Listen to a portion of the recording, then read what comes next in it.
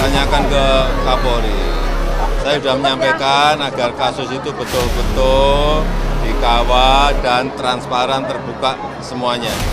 Tidak ada yang perlu ditutup-tutupi. Mendapatkan arahan dan direktif langsung dari Bapak Presiden Republik Indonesia. Ada beberapa poin yang tentunya menjadi catatan kami untuk kita tindak lanjuti. Presiden Joko Widodo kembali usut kasus Vina tak kunjung usai. Presiden RI ini lantas sambangi langsung Polda Jabar. Kasus tragis Vina kian menjadi sorotan publik, meski para saksi tengah dimintai keterangannya.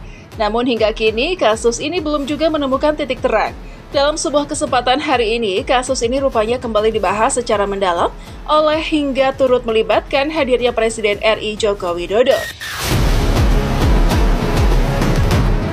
Setelah sebelumnya Presiden Jokowi memberikan pernyataan tegas soal kasus Vina Cirebon yang tidak diusut tuntas, Jokowi sudah memerintahkan Kapolri Jenderal Pol Listio Sigit Prabowo untuk segera memberikan pengawalan terhadap kasus pembunuhan Vina Cirebon dan teman lelakinya, Muhammad Rizky atau Eki di Cirebon beberapa tahun lalu. Jokowi meminta kepada Kapolri Jenderal Pol Listio Sigit Prabowo untuk mengawal kasus pembunuhan Vina Cirebon itu secara terbuka dan transparan. Jokowi menekankan pentingnya penegakan hukum yang adil dan transparan serta memastikan bahwa semua fakta diungkap dan tidak ada yang ditutupi dalam proses penyelidikan dan penanganan kasus ini. Hingga saat ini tak kunjung menemukan titik terang dan bahkan beredar adanya anggota polisi yang justru terindikasi terima suap hingga kebungkaman Ibtu Rudiana, korban ayah dari saudara Eki.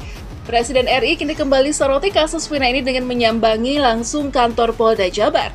Lantas, seperti apa perkembangan dari kasus Vina saat ini sehingga kembali melibatkan Presiden Joko Widodo?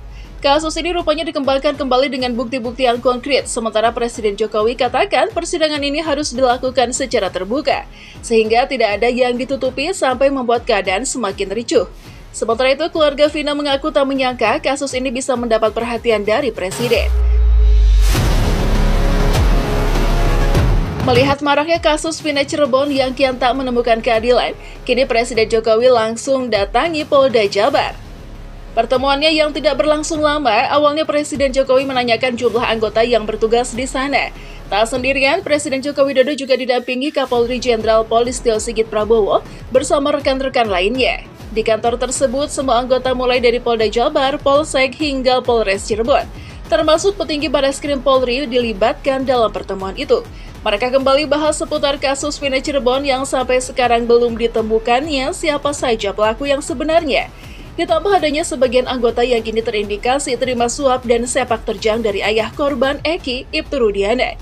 Jokowi lantas perintahkan agar kasus ini segera diusut kembali dengan mengumpulkan bukti-bukti yang konkret. Secara tegas ia katakan untuk terus mengawal kasus pembunuhan Vina dan Muhammad Rizky atau Eki di Cirebon.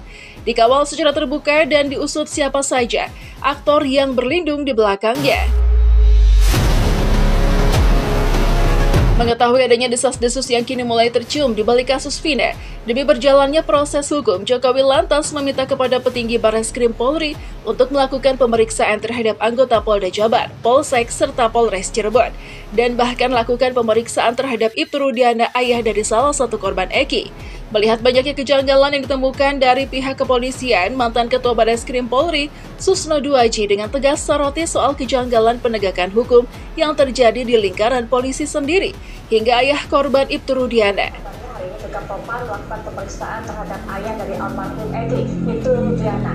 Apa kemudian yang nanti saya dapatkan oleh Propam dari pemeriksaan ini, Pak Ito? Ya, begini Pak, kasus ini kan tadinya berasal dari tabrak lari.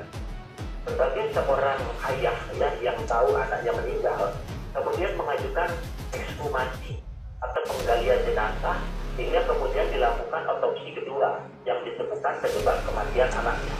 Dan tentunya kan ayah ini akan berusaha mencari siapa pembunuh anaknya. Nah, ini kan akan menjadi bahan juga bahwa keterangan dari ayahnya korban ini pun akan menjadi bahan. Saya ini polisi ya, marwah polisi jangan sampai dikorbankan untuk ini. Saya yang paling menentang. Oke. Saya bisa begini karena polisi, jadi jangan sampai dirusak polisi ini oleh si AF ataupun si ayah korban. Ini menjadi arahan dari Bapak Presiden dan kami akan tindak lanjuti untuk melakukan langkah-langkah dan tindakan tegas. Tak cukup sampai di situ, nasib Peggy Setiawan korban salah tangkap sampai saat ini terus bergulir panas di berbagai pihak. Seorang buruh bangunan dijadikan tumbal penangkapan atas kasus Vina. Sejumlah pengacara secara sungguh berupaya membebaskan saudara Peggy. Dirinya yang saat ini telah mendekam di dalam sel akibat kesaksian palsu dari saudara Aep sebelumnya. Peggy terpaksa menjalankan hukuman yang tidak pernah ia perbuat. Sementara keluarga dari Peggy sendiri, terutama sang ibu, mengaku setiap hari tak henti-hentinya mendoakan dan menangisi si Peggy.